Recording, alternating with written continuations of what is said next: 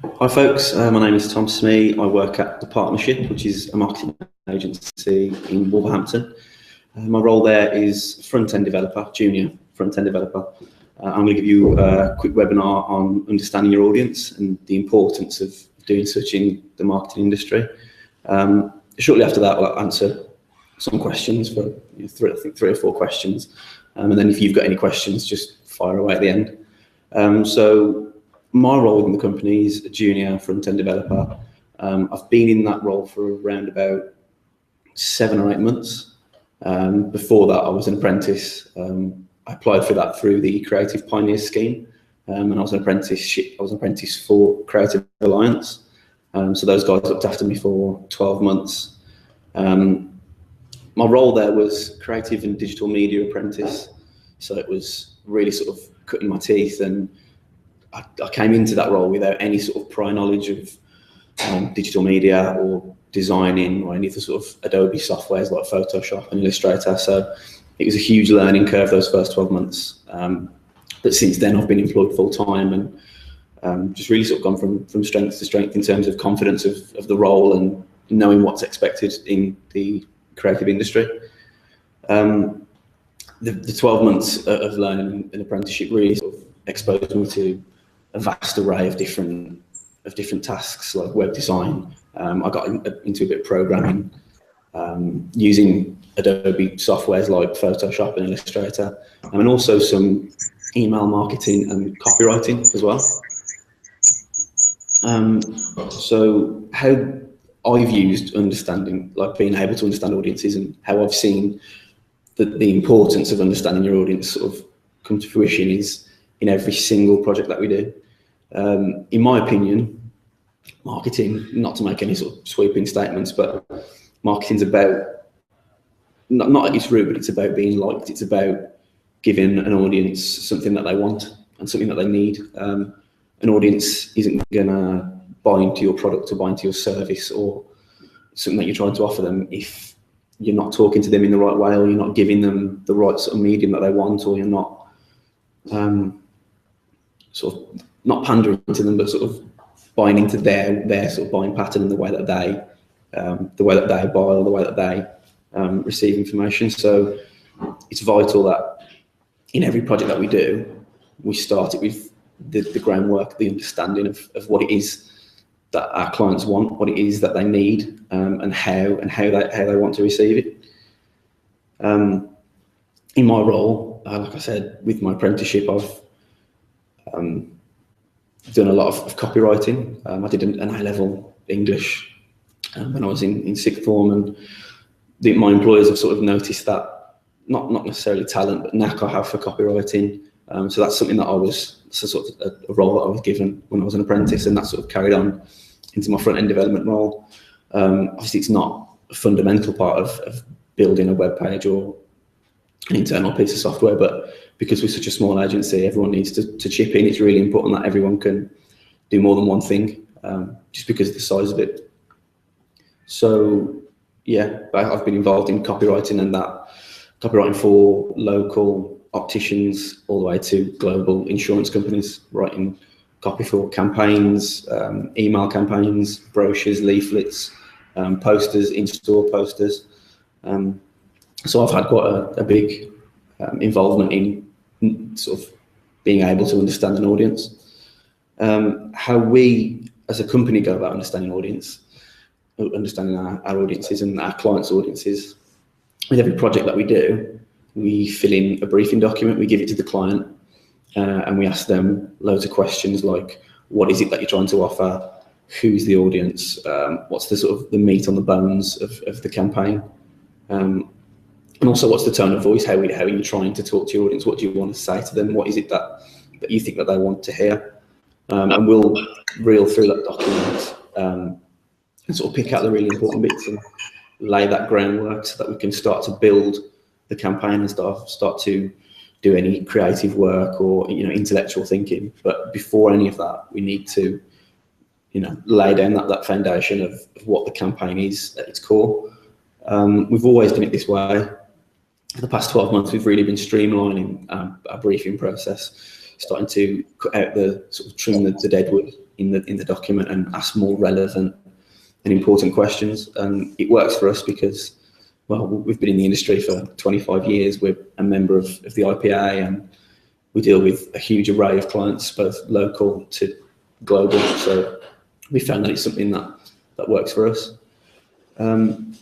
Best practices on understanding your audience and getting to a point where you can start to be creative and property of a campaign. It's all about sort of making sure that you've got that briefing document, not necessarily a document, but you know what it is that you need to do, and you've got all the information that you need before you can start.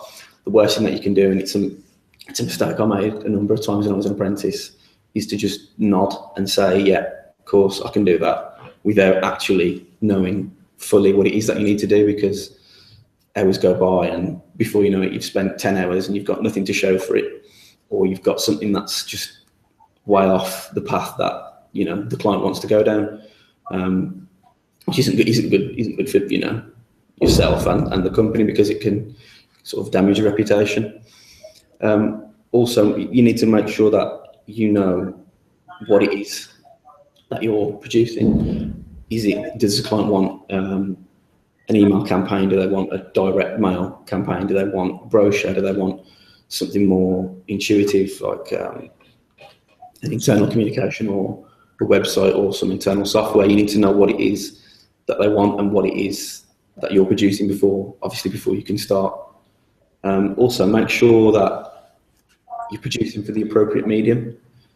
What I mean by that is, for example, if a bank came to your agency and one of your clients was a bank and they wanted to tell people how, or to upgrade an account, or tell people how they can upgrade an account, it might not be the best medium. The best medium might not be an email campaign, because, like everyone knows, emails are so forgettable and they're not tangible, or there's no sort of real emotional, you can't really emotionally connect with an email.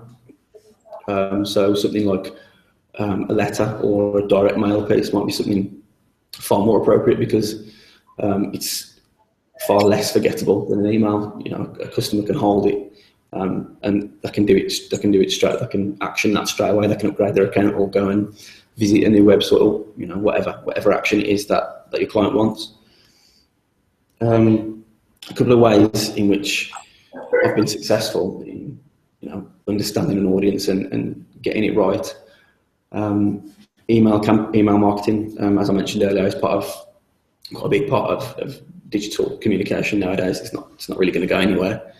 With one of the companies that we work for, global, as I mentioned earlier, like a global insurance company, and they wanted an email campaign to mention to brokers some new rates, because it's finance and it's insurance. It's all about the data and the information. Although emails do tend to be quite forgettable, they're perfect for that sort of information, because it just, people can click it when it comes through, read it, fine, forget about it for that time, go back to work, come back to it later. You know, it's a more cost-effective and appropriate way of delivering that message. It was, I think, a really successful campaign. The open rates were about 70%, and the click-through rates of that were about 40%. So in terms of the numbers, not a bad campaign at all. One scenario where it hasn't worked is something that I'm not too proud to talk about, but it was my own apprenticeship project, which is quite a big meaty chunk of work if you're doing an apprenticeship through Creative Alliance. I was creating sort of bespoke survey software that we would send out to clients. So instead of sending them a survey monkey link or a form site link, we'd send them our own bespoke branded survey that they could fill in, that was far more intuitive, and the feedback we got was far better for it because we coded it ourselves. It started off as quite a simple idea, but because we didn't spec it properly, or we didn't fully understand the brief or fully project we came to review it each time. Pretty good. He did do something that we needed it to do. He didn't give us information properly. It wasn't intuitive for the user, or as intuitive as it should have been, or as the guys at work would have liked it to have been. So we ended up changing direction about 3 or 4 times, which obviously wrapped up hours on the job and time spent, which obviously not the best practice, but it just highlights the importance of understanding what it is that you need to do and who you're producing for and what it is you're producing, and again the meat on the bones of what it is, what do you need it to do. So that's a couple of real life scenarios for you. What to avoid. Assumptions. Never assume that you think you know what a customer wants, or assume that just because a client wanted it this way before, they want it the same way again. No 2 campaigns are the same, no 2 customers are the same. So every time that, which is why we do it the way we do it, every time a new project comes in, or every time you've got something new to do for a client, make sure that you know exactly what it is. Exactly what it is that you're doing, and exactly who it is that you're doing it for. And that's all I've got to say on it, really. I think we're going to go through just a couple of questions now that we've had from a seminar that we did, I think it was last week. First question, what's the difference between doing a level 3 apprenticeship and going into a job at the end of it?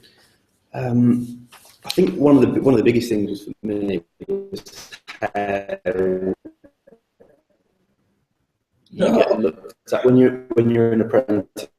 You get looked at in a certain way. You sort of not necessarily mothered, but you're very looked after. There's no sort of, the expectation is quite low when you're an apprentice, because years, so people expect you to be quite wet behind the ears, and then once you finish that apprenticeship, that changes quite quickly. You're very much expected to Wi-Fi good self-teach, be able to stand up on your own 2 feet.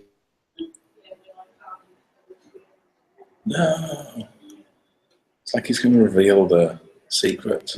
You want to do something else. He's not saying just do it, but open yourself up to as many different aspects of the industry and that agency or that company as you can, because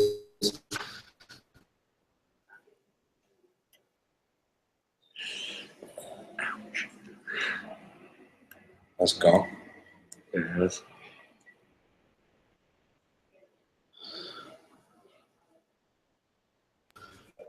Quite significantly, because you're not an apprentice. You're being paid proper wage, proper job title.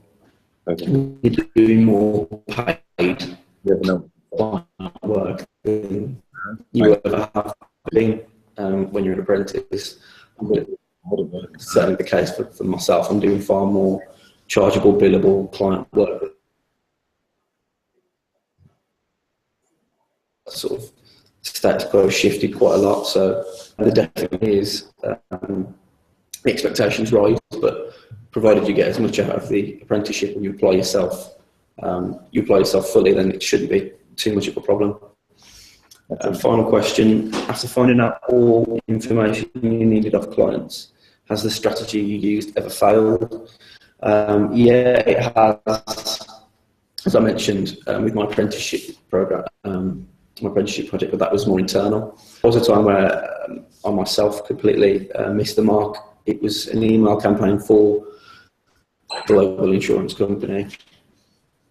And the email, we had 2 different sets of emails. One was going out to brokers and one was going out to clients. Obviously, there was the context with that is brokers. I interpreted the clients to be our clients. And the clients who we were supposed to be sending out to were the clients of the brokers. And I ended up sending around 50,000 emails emails to people who did not need to receive them. Also, we were working for the client who we did that for was obviously one of our major clients, because we're not a huge agency and it's a global insurance firm. So yeah, it was a huge learning curve from that, and it just taught me really to ask stupid questions, ask any question. If you don't think you've got all the information that you need to do a project and to start an intellectual property or a creative campaign, then don't. By all means, don't, because oftentimes you can get your fingers burnt. So I hope that's been of use. Cheers for tuning in.